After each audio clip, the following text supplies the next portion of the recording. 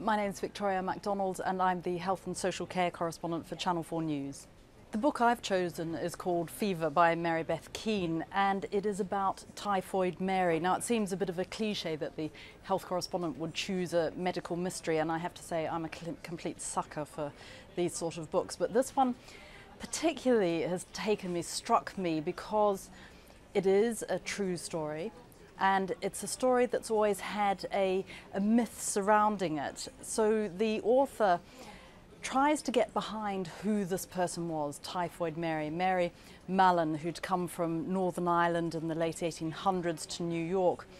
And it not only describes this young girl arriving in New York and trying to find a life for herself as a cook, and a brilliant cook, but also what was happening around her at the time. The Department of Health coordinated with the New York City Police Department and decided that Mary Mallon must be brought in.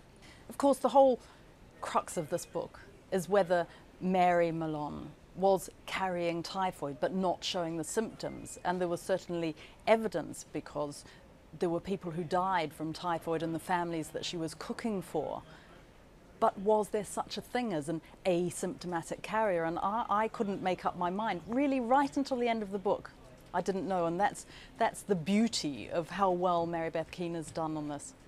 When they finally found her, she would not come peacefully, so each officer gripped her by a limb and carried her across the snow-covered yard while the rest of the domestic staff looked on.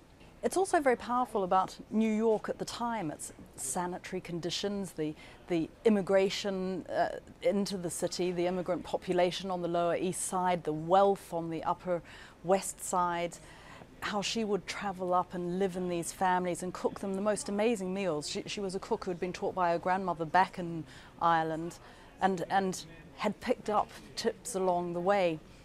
The funny thing about this is she does not come across as a very sympathetic character. You sort of like her and admire her, but you also think she would have been really quite a stroppy, difficult woman to deal with, and you can see why she got up so many people's noses in particular, and most important for her outcome, she got up the noses of the doctors and nurses and the health sanitary officials trying to look after her.